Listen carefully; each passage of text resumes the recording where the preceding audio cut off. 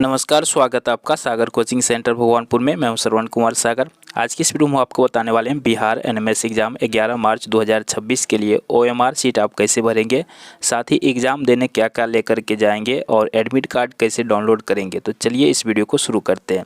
तो सबसे पहले देखिए, ये जो ओएमआर शीट है आपको सेम टू सेम इसी तरह से देखने को मिलेगा। बस यहाँ पे जहाँ आप 2023 लिखा हुआ देख रहे हैं तो इसके जगह पर आपको एग्ज़ाम में 2026 लिखा हुआ मिलेगा। बाकी सब कुछ यहाँ पे आपको सेम रहने वाला है। तो इसमें आपको भरना क्या क्या पड़ता है वो देख लीजिए। तो सबसे पहले आपको यहाँ पे भरना पड़ेगा, जैसे यहाँ पे देखिए मानसिक योग्यता परीक्षा लिखा हुआ है। तो पहला पेपर जो आपको होगा मैट पेपर, ठीक है, रीजनिंग वाला, तो उसमें आपको ये ओएमआर शीट मिलेगा, ठीक है। और दूसरा पेपर जब होगा आपका तो दूसरा पेपर में दूसरा ओएमआर शीट मिलेगा। बस वहाँ पर लिखा हुआ यहाँ पर रहेगा शैक्षणिक योग्यता परीक्षा, ठीक है।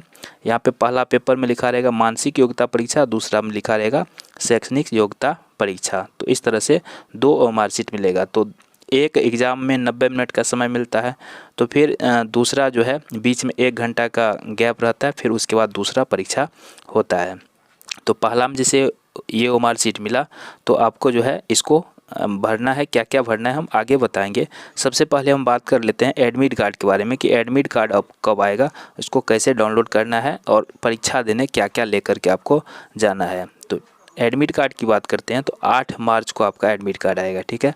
8 मार्च 2026 को आपका एडमिट कार्ड आएगा और इसको जिस वेबसाइट से आपने फॉर्म भरा था उसी वेबसाइट से डाउनलोड करना है, ठीक है। तो जैसे ही आएगा तो बता देंगे कैसे डाउनलोड करना है, उस पर भी वीडियो बना देंगे, इसलिए चैनल को सब्सक्राइब करके रखिएगा। और एडमिट कार्ड जो डाउनलोड कीजिएगा तो याद रखिएगा 4 प्रति डाउनलोड करना है, ठीक है। 4 एडमिट कार्ड डाउनलोड कीजिएगा या एक ही डाउनलोड कीजिएगा, उसको 3 फोटो कॉपी करा लीजिएगा, ठीक है। क्यों ऐसा करना है, क्योंकि आपको एग्ज़ाम देने जो जाना है तो 3 एडमिट कार्ड लेके जाइएगा, एक घर में रखिएगा। 2 एडमिट कार्ड आपको 2 विषय होगा तो दोनों में ले लेगा, एक आपके पास भी रहना चाहिए, ठीक है, और एक घर में रहना चाहिए, अगर खो जाए तो बाद में काम आता है। तो इसलिए 4 प्रति में प्रिंट आउट निकालिएगा। और दूसरा चीज़, डाउनलोड करके उसको अपने मोबाइल में भी सेव करके रख लीजिएगा, ताकि भविष्य में अगर सब खो जाए फट जाए तो आप मोबाइल में डाउनलोड रहेगा तो उसको कभी भी प्रिंट आउट निकाल सकते हैं। तो ये काम ज़रूर आपको कर लेना, डाउनलोड करके मोबाइल में लैपटॉप में भी रख लेना है, अगर आपके पास हो लैपटॉप तो, यानी तो मोबाइल में रख ही लेना है, साथ ही प्रिंट आउट भी निकाल लेना है। और इसके अलावा आधार कार्ड, ठीक है, आधार कार्ड भी आपको एग्ज़ाम सेंटर पर ले करके जाना है, ठीक है। यहाँ पे आधार गलत लिख दिए, इसके लिए कोई बात नहीं। चलिए, आधार भी आपको लेकर के जाना है और इसका फ़ोटो कॉपी ले लीजिएगा, आधार कार्ड का 2, और ओरिजिनल आधार कार्ड भी ले लीजिएगा। देखिए, एक तो आपको ओरिजिनल एडमिट कार्ड, 2 उसका फ़ोटो कॉपी, एक ओरिजिनल आधार कार्ड, 2 उसका फ़ोटो कॉपी, इतना चीज़ आपको। और पेन ले लीजिएगा, 2-3 पेन आप ले लीजिएगा। पेन कैसा लेना है, ब्लू या ब्लैक, ठीक है। तो ब्लैक कलर आप ले लीजिएगा, ठीक रहता है। आप चाहे तो ब्लू भी ले सकते हैं, तो दोनों एक ही कलर का लीजिएगा। ऐसा नहीं कि एक ब्लू ले लिए एक ब्लैक ले लिए, जो भी लीजिएगा तो दोनों एक ही कलर का लीजिएगा।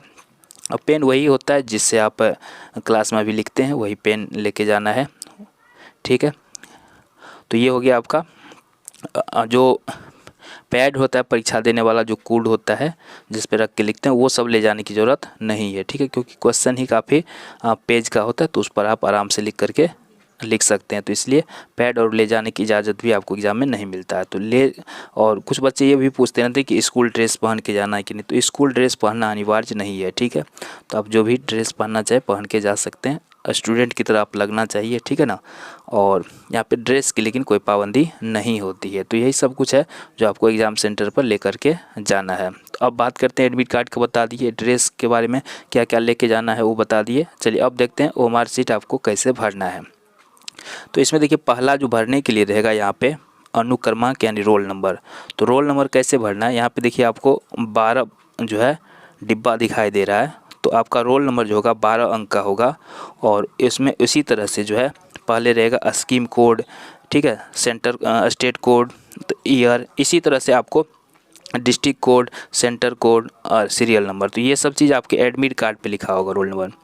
तो एडमिट कार्ड में से देख करके इस बॉक्स में भरना है। जैसे कि यहाँ पे बॉक्स के बाहर नहीं जाना चाहिए, ध्यान रखिएगा। और इसमें थोड़ा सा समय लीजिएगा, सही से भरिएगा, क्योंकि ओएमआर शीट भरने में अगर आप गलती कर देते हैं तो आपका जो है चेक ही नहीं हो पाएगा, और जब चेक नहीं होगा तो आपका रिजल्ट कैसे आएगा। बहुत सारे ऐसे बच्चे हमें मिलते हैं जो कहते हैं कि सर मेरा 125 सही है, 130 सही है, फिर भी उसका रिजल्ट नहीं हो पाता है। तो उसका एक ही कारण होता है कि वो ओएमआर शीट भरने में गलती कर देते हैं, या ओएमआर शीट को मोड़ देते हैं, एक्स्ट्रा चिन्ह लगा देते हैं। तो वो सब चीज़ आपको नहीं करना है, ठीक है। सही से भरिएगा, भरने में गलती नहीं करना है। तो सही सही भरिएगा। एक डिब्बा में यहाँ पे एक ही संख्या लिखना, जैसे यहाँ 5 है तो इसमें 5 लिखिएगा। यहाँ पे हम स्क्रीन पर बता रहे हैं तो हम इसको सही से नहीं लिख पा रहे हैं, लेकिन आपको डिब्बा के अंदर में सही सही लिखना है, ठीक है। जो भी हो तो एक बॉक्स में एक ही संख्या लिखना है। तो इस तरह से यहाँ पे पूरा भरना है। और जो यहाँ पे आप संख्या लिखेंगे, जैसे कि यहाँ पे अगर 5 लिखे हैं तो यहाँ पे 0 से लेकर 9 तक लिखा रहता है, तो इसमें अगर 5 लिखे हैं तो 5 के नीचे यहाँ पर आपको गोल करके रंगना भी है, ठीक है। अगर इसमें 2 लिखे हैं तो 2 के नीचे यहाँ जहाँ भी 2 होगा उसको यहाँ पे गोल करके रंगना भी है। तो यहाँ तक पूरा आपको देख लीजिएगा। जो भी भरे हैं 12 अंक का, सबके नीचे आपको जैसे जो भरे हैं जिस बॉक्स में, उसके नीचे उस संख्या को रंगना भी है। तो ये हो गया पहला काम आपका रोल नंबर भरने का।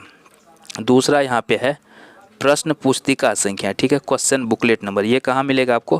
क्वेश्चन पेपर पर दिया रहेगा, ठीक है। क्वेश्चन पेपर पर यहाँ पे आपको 6 अंक का एक नंबर दिया रहेगा, ठीक है। तो देख लीजिएगा, क्वेश्चन पेपर के ऊपर में ही आपको ये नंबर मिल जाएगा 6 अंक का। तो उस नंबर को देख करके जब क्वेश्चन देगा आपको एग्जाम में, तो उसमें से देख करके यहाँ पे भर दीजिएगा। जैसे दिया है 8, 5 जो भी दिया रहेगा तो उसको यहाँ पे भर लीजिएगा। और उसके नीचे उस संख्या को रंगना भी है। जो इस संख्या लिखेंगे इसमें, उसके नीचे उस संख्या को रंगना भी है, ठीक है। ये हो गया।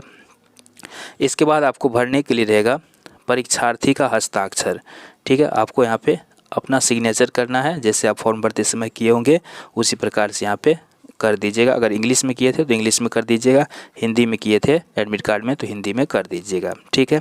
बस ये 3 चीज़ हो गया। यहाँ पे आपको ये वीक्षक का हस्ताक्षर होगा, यहाँ आपको नहीं भरना है, यहाँ पे आपको कुछ भी नहीं भरना है। तो ये 3 चीज़ आपको भरना है। इसके बाद यहाँ से आपका शुरू होता है क्वेश्चन पेपर। जैसे यहाँ पे देखिए 1 नंबर है, यहाँ 4 ऑप्शंस है, इसमें आपको जो सही लगता है, ठीक है, आप क्वेश्चन पढ़िए और उसमें आपको जो सही लगता है उसको यहाँ पे रंगना है। एक चीज़ यहाँ पे ध्यान दीजिएगा रंगते समय, बहुत सारे बच्चे क्या करते हैं, पहला क्वेश्चन पढ़ा और इसका बन गया तो उसको रंगना चालू कर देते हैं। ये काम आपको नहीं करना है, ठीक है। एक बनाएंगे, एक रंगेंगे, ऐसे में समय ज़्यादा लगता है। तो आपको करना क्या, हम तरीका बताते हैं, आप उस तरह से कीजिएगा तो आप अच्छा से कर पाएंगे। तो आप शुरू से क्वेश्चन को पढ़ते जाइएगा, ठीक है। 1 2 3 4 5 6 ऐसे करके इसमें से जो जो आपको बनते जाए, जैसे 1 का आंसर आपको पता है, सही से पता है, तो 1 का जैसे 3 नंबर है तो 3 में छोटा सा बिंदु लगा दीजिए, ठीक है। 2 का आपको पता है तो 2 में बिंदु लगा दीजिए। 2 का 3 है तो 2 में बिंदु लगा दीजिए। 3 का अगर 2 का 1 नंबर है तो 1 में बिंदु लगा, छोटा सा बिंदु लगा देना। ऐसे करके आपको 90 नंबर तक जाना है, ठीक है।